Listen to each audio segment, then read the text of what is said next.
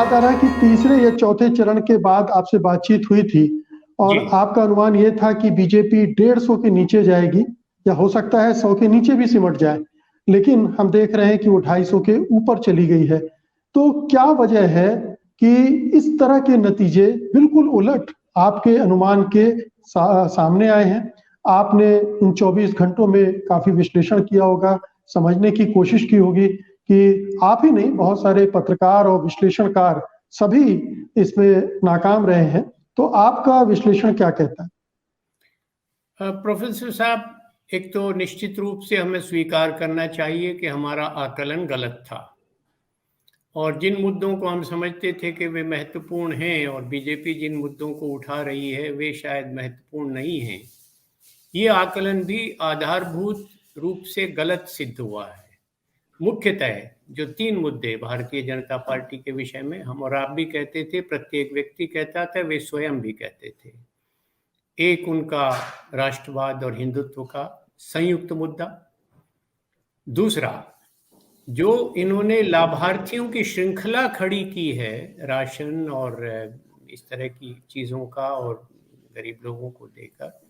उसका निश्चित रूप से प्रभाव देखने में आया, क्योंकि ग्रामीण समुदाय ने, खास तौर से पश्चिमी उत्तर प्रदेश जहाँ की मैं बहुत अंतरंग जानकारी रखता हूँ, तो पहले जो तीनों चरण थे जिनमें हमने देखा, तो हमारे अब जो हमने आकलन किया है उससे पता लगा है कि जो आम गरीब आदमी था, दलित वर्ग से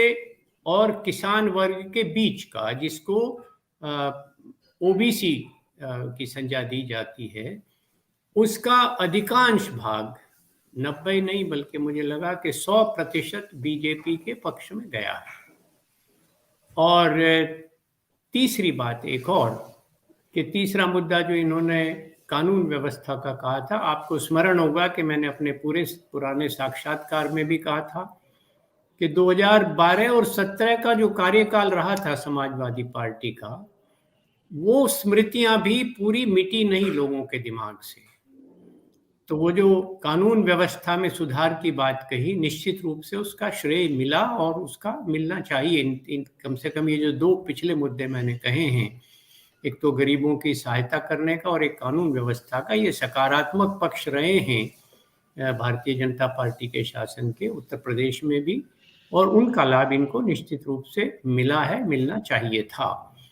एक बात मैं और कहना चाहूँगा कि एक अनुमान यह था कि बहुजन समाज पार्टी कम से कम 20% के करीब वोट लेगा, और बहुजन समाज पार्टी, क्योंकि मायावती जी 5 वर्ष तक चुप रही और इस चुनाव के दौरान भी जिस प्रकार से मुखर होकर सामने आकर उन्हें चुनाव लड़ना चाहिए था वो नहीं लड़ा, और वो 12% के आसपास के वोट पर सिमट गई। तो अगर वे 20% वोट ले जाती तो समीकरण कुछ और हो सकता था। ये तो है मोटी 3 बात। अब अगर मैं विपक्ष की दृष्टि से कहूं, तो उनके लिए भी एक पुनर्विचार का और पुनर्चिंतन का विषय है ये मैं महसूस करता रहा हूं कि भारतीय जनता पार्टी के पास जो संगठन है, जितना सुदृढ़ संगठन है और अनेकों स्तर का है, अनेकों आयामों का है, जिसमें भारतीय जनता पार्टी का अपना राजनीतिक संगठन है, फिर उनके पीछे राष्ट्रीय स्वयंसेवक संगठन, इतना जो प्रतिबद्ध और इतना कमिटेड संगठन है वह खड़ा है, फिर उनके बहुत सारे आनुषंगिक संगठन हैं, जैसे विश्व हिंदू परिषद हुआ, या आपका बजरंग दल हुआ, किसान संघ हुआ, मजदूर संघ हुआ, सभी व्यवसायों के, व्यापारियों के, किसानों के ये प्रकोष्ठ उन्होंने बना रखे हैं, स्वदेशी जागरण मंच हुआ। तो वो लोग सब, उन्होंने इतना बड़ा ढांचा, इतना बड़ा स्ट्रक्चर खड़ा कर रखा है कि उसके समक्ष कोई भी दल आज भारत में खड़े होने की स्थिति में नहीं है। और कम से कम समाजवादी और लोकदल और बहुजन समाज पार्टी, जो 3 मुख्य इसमें एक्टर उत्तर प्रदेश में रहे हैं विपक्ष में, उन तीनों में से तो कोई नहीं, उनका कोई संस्थागत स्वरूप नहीं है। मैंने आपसे पहले भी कहा था, ये एक दुखद विडंबना भी है और टिप्पणी भी है। उसका एक सबसे बड़ा प्रमाण कांग्रेस है कि आज कांग्रेस शायद 2 या 3 सीट पर सिमट गई है, जो इतना पुराना दल रहा भारत का, इतना ऐतिहासिक उसकी भूमिका रही स्वतंत्रता आंदोलन में और स्वतंत्रता के पश्चात अधिकांश समय उसने शासन किया, तो आज वो इतना पंगु हो गया है। तो ये सारे कारक मिलकर ये बात हुई है। और जहां तक चुनाव का भी सवाल है, अगर आप पूरे चुनावों को, मैंने करीब 403 सीटों पर देखा है, ऐसी दर्जनों नहीं बल्कि शायद सैकड़ों सीटें हैं जो 1-1, 2-2 हजार, 200-200, 500-500 वोटों से इधर से उधर हुई हैं। तो पोल का प्रबंधन और संगठनात्मक संरचना में विपक्ष कहीं खड़ा नहीं होता भारतीय जनता पार्टी के समक्ष। और इनके जो नीति वक्तव्य थे चुनाव के दौरान भी, वो जिस तरह से पहले हम बीजेपी के ऊपर आरोप लगाते थे कि ये जुमलेबाजी करते हैं, विपक्ष भी केवल उस जुमलेबाजी में और शॉर्ट टर्म चीजों में, जैसे प्रियंका जी ने कांग्रेस की तरफ से कह दिया कि हम स्कूटी दे देंगे, हम महिलाओं को 40% आरक्षण दे देंगे, और ये इन चीजों से नहीं, इनको भी सारे विपक्षी दलों को, जिसमें कांग्रेस भी सम्मिलित है, दूसरे दल भी सम्मिलित है, और उत्तर प्रदेश के संदर्भ में ये जो तीनों दल खड़े थे जिसमें समाजवादी और लोकदल का गठबंधन था,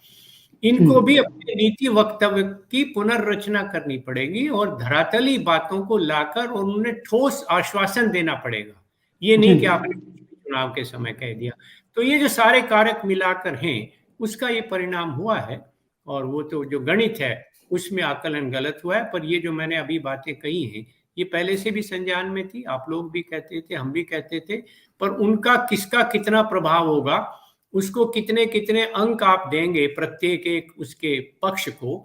उसमें निश्चित रूप से वो इतना जटिल मसला है, इतना कॉम्प्लेक्स सब्जेक्ट है कि उसको एकदम ये कहना कि इसके कारण इतने प्रतिशत वोट मिलेगा, इसके कारण इतना प्रतिशत, उनका एक संयुक्त प्रभाव, मिला जुला प्रभाव, एक टोटल इफेक्ट मिलाकर, कंपोजिट इफेक्ट मिलाकर क्या होता है, उसका ये परिणाम सामने आया है।